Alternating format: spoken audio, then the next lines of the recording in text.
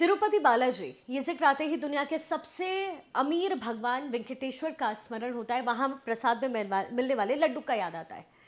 310 सालों से प्रसाद के रूप में वितरित किए जा रहे इस लड्डू को जीआई का टैग मिला है। लेकिन करोड़ों की आस्था का केंद्र तिरुपति के इस मंदिर और लड्डू का, उसमें गाय और अगर सुअर की चर्बी मिलाई जा रही हो तो भक्त सन रह जाएंगे, है ना। इस प्रसाद को बनाने के लिए तन और मन की शुद्धता पर जोर दिया जाता हो, वहां पर गाय और सुअर की चर्बी का इस्तेमाल हो, तो ये हिंदू आस्था के साथ अक्षम्य अपराध है। लेकिन अब लड्डू में जानवरों की चर्बी मिलाने पर नेशनल डेयरी डेवलपमेंट बोर्ड ने मुहर लगा दी है। सैंपल जांच में पता चला कि लड्डू बनाने में फिश ऑयल, बीफ और चर्बी का इस्तेमाल किया गया। इससे पहले आंध्र प्रदेश के मुख्यमंत्री चंद्रबाबू नायडू ने आरोप लगाया कि पिछली जगन मोहन रेड्डी की सरकार के कार्यकाल में लड्डू प्रसाद तैयार करने के लिए घी की जगह जानवरों की चर्बी का इस्तेमाल किया गया। जाहिर सी बात है कि अगर एक सिटिंग सीएम ये आरोप लगा रहा है तो बात कुछ तो गंभीर जरूर होगी, और अब तो इसकी पुष्टि भी लैब से हो चुकी है। जरा सोचिए, रामलला की प्राण प्रतिष्ठा के अवसर पर यहीं से 1 लाख लड्डू प्रसाद के लिए भेजे गए थे, और जाहिर सी बात है कि भक्तों ने ये खाए भी होंगे। इस पर हम और बात करें, लेकिन पहले समझते हैं कि हुआ क्या। तिरुपति बालाजी मंदिर में लड्डू बनाने के लिए शुद्ध देसी घी का इस्तेमाल होता रहा है, जिसे कर्नाटक कोऑपरेटिव फेडरेशन की तरफ से भेजा गया, जिसे कर्नाटक में नंदनी के नाम से जाना जाता है। लेकिन नंदनी अपनी देसी घी की कीमत कुछ रुपए बढ़ा देती है।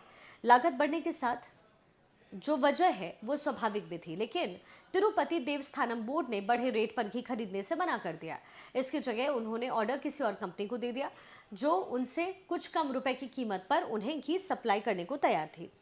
उस वक्त जब ये ठेका कैंसिल हुआ और किसी नई कंपनी को दिया गया, तभी नंदिनी ब्रांड की तरफ से कहा गया कि वो ऑलरेडी मंदिर को सब्सिडाइज्ड रेट पर घी सप्लाई कर रहे थे और इस कीमत पर कोई भी शुद्ध देसी घी की सप्लाई नहीं कर सकता है। लेकिन बोर्ड को मुनाफा बनाए रखने के लिए उन्होंने दूसरी कंपनी से घी लेना स्वीकार किया, और अब इसी में ही सवाल उठ रहे हैं, क्योंकि जो घी आया है उसमें खास करके गाय और सुअर की चर्बी से बना हुआ फैट और फिश ऑयल तक का इस्तेमाल हुआ है, ये कहा जा रहा है। लेकिन सवाल ये है कि क्या देवस्थानम बोर्ड के लिए पैसा कमाना जरूरी था, या फिर भक्तों की आस्था और प्रसाद की शुद्धता। लेकिन यहाँ लाभ की बात तो है ही नहीं, क्योंकि तिरुपति बालाजी भारत के सबसे अमीर बोर्ड में एक आता है, जिसकी सालाना जो कमाई है सैकड़ों करोड़ में है। तो फिर लाभ का यानी फायदे का कोई प्रश्न नहीं उठता। और अगर घी महंगा हो भी रहा था तो फिर मंदिर प्रशासन को यानी तिरुपति देवस्थानम बोर्ड को कौन सा अपनी जेब से ये पैसा खर्च करना था। वो पैसा तो भक्तों से वसूल करते हैं, भक्त भी बढ़े रेट पर खरीदने को तैयार थे। तो फिर ऐसा क्यों हुआ? इसकी वजह है आस्था, और इसको लेकर के सवाल उठ रहे हैं, क्योंकि टीडीपी सरकार के दौरान अगस्त 2023 में घूमना करुणाकर रेड्डी को ट्रस्ट का अध्यक्ष बनाया गया, टीडीटी। और करुणाकर रेड्डी हैं ईसाई, वो ईसाई धर्म को मानते हैं, और इसी वजह से जब ये नियुक्ति हुई तो ये नियुक्ति आगे विवादों में आई।